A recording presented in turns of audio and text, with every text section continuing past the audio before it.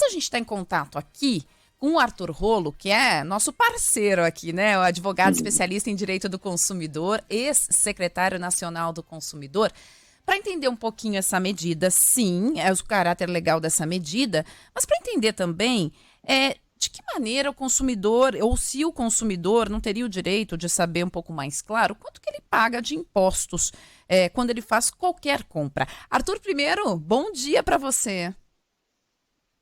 Bom dia, Ellen. Bom dia aos ouvintes.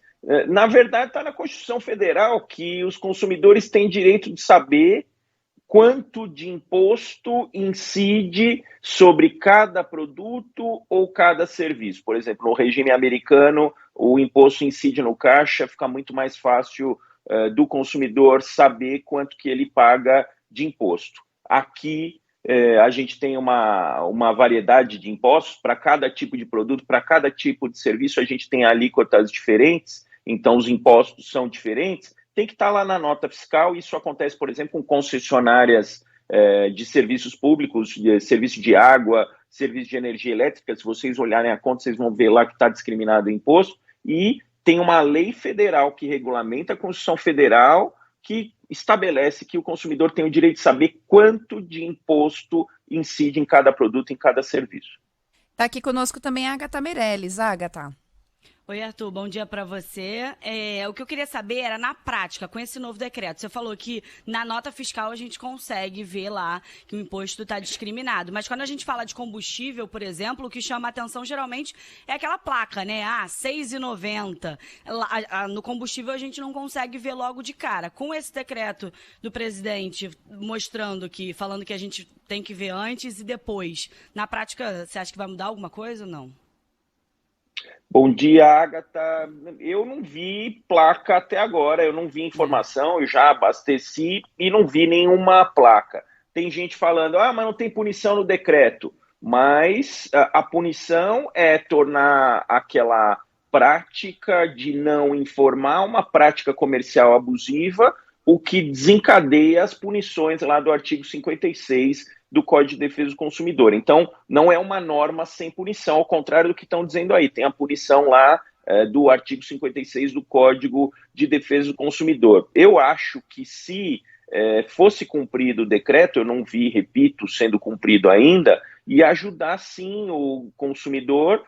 Eu, por exemplo, tenho ficado atento para a variação do preço do combustível e eu acho que essa diferença entre o preço do dia 22 de junho e de hoje seria um elemento a mais para o consumidor. Mas eu acho também que o objetivo foi também facilitar, por exemplo, denúncias de consumidores para reclamações nos PROCONs, porque tem uma prática abusiva, Ellen e Agatha, que é elevar sem justa causa o preço de produtos. Então, o PROCON pode fiscalizar essa prática, mas não significa que teve lá uma diminuição de ICMS, que isso automaticamente tenha que ser repassado na forma de desconto, porque tem outros elementos, tem, por exemplo, o dissídio coletivo que aumentou, tem outros custos que aumentaram nesse mesmo período. Ô Arthur, em relação a isso, você falou a prática abusiva, a fiscalização do PROCON. Os PROCONs do Brasil inteiro anunciaram essa semana que iam fazer uma ação para fiscalizar se os postos realmente baixaram os preços. E a gente até se questionou aqui no ar assim, mas e depois vão fazer o quê se o posto não baixou o preço? Porque é livre mercado, né? Você não pode obrigar um posto a baixar o preço, ou pode?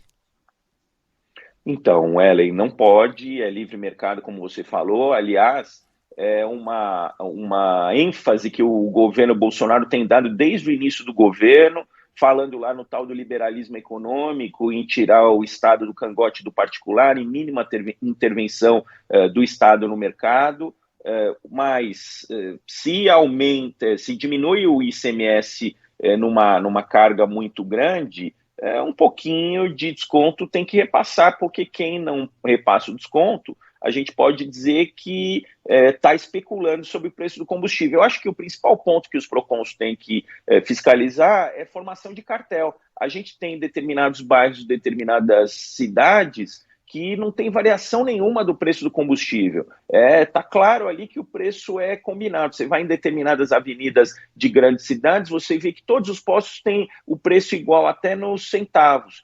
isso indica a formação do cartel. Isso é muito mais importante de fiscalizar. Agora a gente está falando de aumento de preço, por exemplo, com esse novo Auxílio Brasil, já liberaram, lá o Senado liberou lá o empréstimo consignado em cima do Auxílio Brasil, os bancos estão praticando 98% de juros. Então, quer fiscalizar aumento? Vai para cima de banco que tem lá 98% de aumento.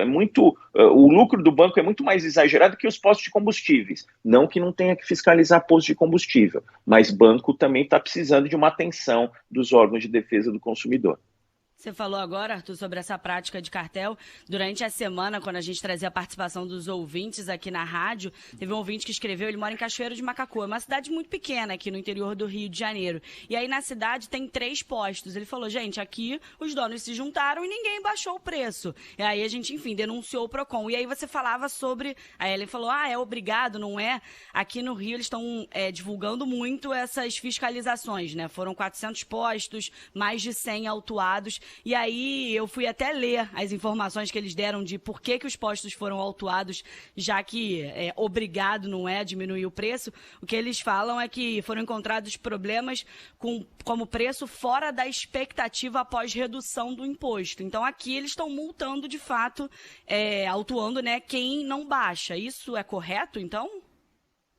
Não, tem lá a prática abusiva, Agatha, lá do artigo 39, inciso 10 do Código do Consumidor, que é elevar sem justa causa o preço do produto. Na medida em que diminui o preço do ICMS e não é repassado qualquer redução do ICMS para os consumidores, a gente pode falar nessa prática abusiva, sim. Agora você está falando dessa pequena cidade aí de Minas Gerais, que não é nada diferente das pequenas cidades do resto do Brasil.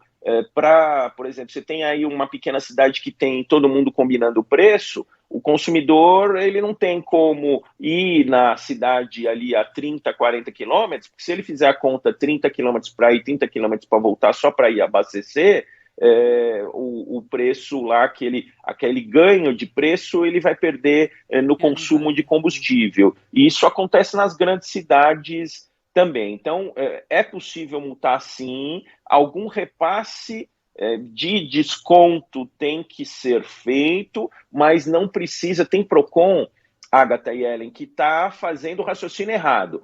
Diminuiu 5% do ICMS, tem que repassar 5% de redução do preço para o consumidor. Não é automático, não precisa ser automático, mas precisa ter uma redução sim, senão a gente pode falar na prática abusiva do 39, inciso 10 do Código do Consumidor.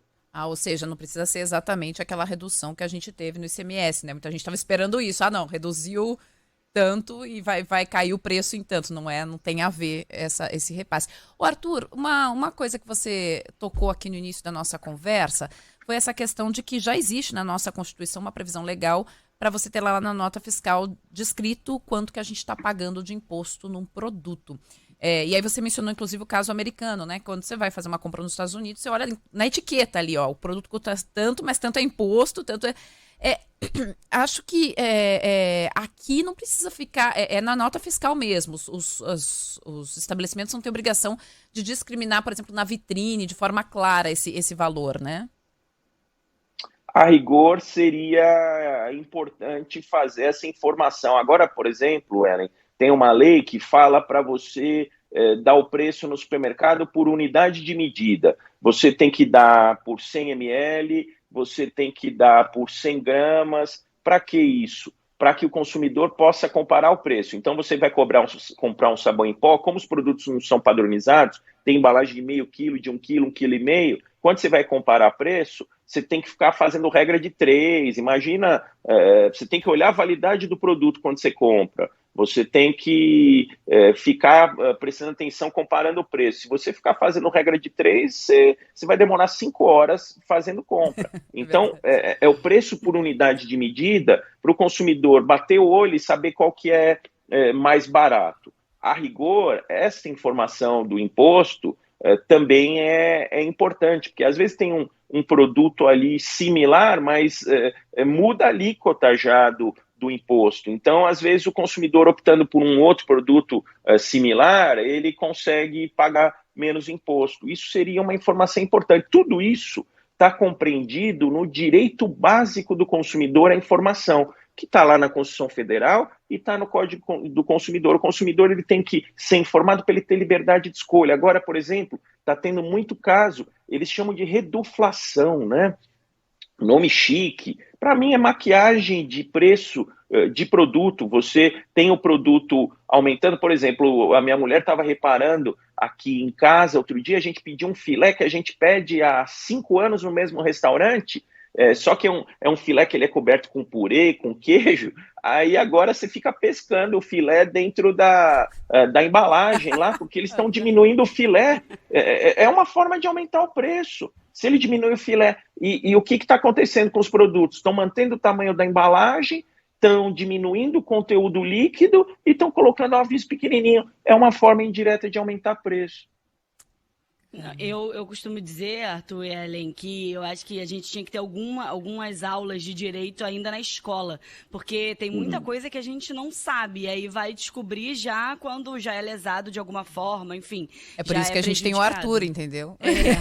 Mas, Arthur, eu sou suspeito para falar, viu? Eu sou suspeito para falar, mas eu acho que isso é questão de cidadania, por exemplo.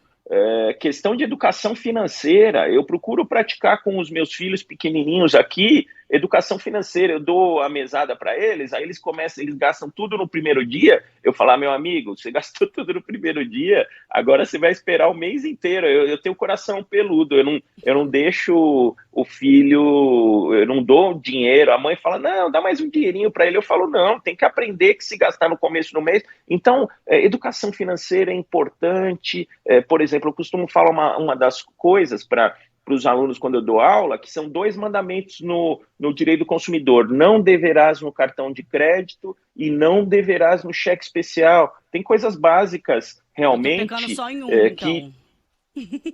Não, nenhum dos dois. Os 2 mandamentos tem que seguir. O que acontece, Agatha? Tem realmente conhecimentos importantes que deveriam ser passados para todo mundo. Um deles é a questão da educação financeira. Tem muita gente super endividada. Tem que saber que se você tem uma alta de despesa, ou você aumenta a receita, ou você diminui a despesa. A receita tem que ser sempre igual ou maior do que a despesa. Então, são coisas básicas, mas às vezes você vê gente que tem mestrado e doutorado até no direito, que fica super endividada no cartão de crédito. Eu conheço casos assim. Nossa, eu nunca vi um caso assim. Eu já vi. Que estranho. Que estranho. Eu, uma vez, para vocês terem uma ideia, eu fui dar uma palestra sobre superendividamento. Isso não foi agora, não. Isso tem uns 6 anos, mais ou menos, para funcionários do Supremo Tribunal Federal. Porque o Supremo Tribunal Federal, os funcionários de lá, são daqueles com melhor remuneração do Poder Judiciário. Tinha gente super endividada lá. Até o Elon Musk deve estar usando cheque especial e cartão de crédito, fala sério. Mas, Arthur, deixa eu te fazer uma pergunta em relação... E aí, eu como consumidora, fui num posto de gasolina, vi que tinha algumas irregularidades em relação a preço. No posto de gasolina, assim como em estabelecimentos como restaurante, por exemplo, eles também são obrigados a ter lá o telefone do PROCON ou o livrinho do direito do consumidor? Eles são obrigados a isso também? Sim, o Código de Defesa do Consumidor a obrigatoriedade de ter no Brasil inteiro. Então, tudo bem que a gente vê aí uns códigos sem página, desatualizado, mas tem que ter o Código do Consumidor, tem que ter o telefone do PROCON. E em relação a essas informações de preço de combustível, ao decreto do presidente Bolsonaro, a informação ela tem que ser ostensiva. O que é ostensiva? Não adianta estar informado no caixa. Tem que ter uma placa informando. O certo seria ter uma placa com o preço antes e o preço depois, assim, como aquela placa que eles colocam quando eles fazem promoção de combustível. Tem que colocar de forma ostensiva para o consumidor ver de longe. Se o consumidor não vê, reclama nos PROCONs. Hoje em dia, a grande maioria dos PROCONs tem aplicativos, tem lá o site www.consumidor.gov.br, mas o que acontece? Reclama online para os PROCONs, porque hoje quase todos os PROCONs têm essa possibilidade de reclamações online. Ô Ellen e Arthur, aqui no Rio, por exemplo, isso dá muito problema. Você falou dessas promoções aqui, eles botam GNV mais barato no preço no horário da madrugada, né? De 10 às 6. Só que aí eles colocam o horário de 10 às 6 muito pequenininho. O que os ouvintes reclamam disso, porque não enxergam e aí só vão descobrir o preço real quando chegam na bomba de gás, eles falam, nossa, mas eu não vi, não era esse preço, nananã. E aí, enfim, porque a letrinha é muito pequena.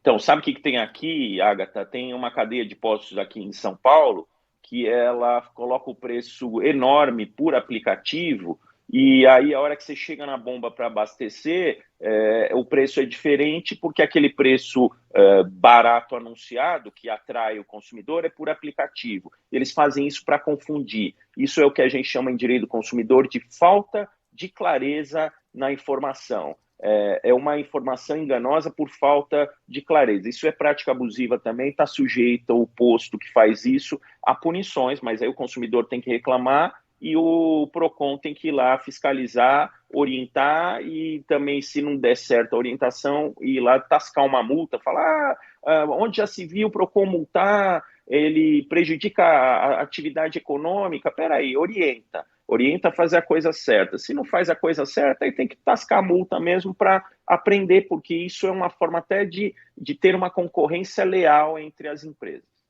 A gente conversou aqui na Band News FM com Arthur Rolo, advogado especialista em direito do consumidor, ex-secretário nacional do consumidor. Arthur, obrigado. Uma dúvida, só para terminar aqui. Já aprendeu a tomar chimarrão? Você sabe que o Arthur ele é paulista, mas ele está aprendendo a tomar chimarrão aqui. Ah, é? Eu queimo a língua sempre, queimo a boca. Não, isso é parte do ritual. Então, mas aí tá, minha boca ainda tá sensível, ainda não tô com boca de gaúcho. É só não mexer na bomba, viu, Arthur? Obrigada, bom sábado. Tchau, Arthur. Até mais.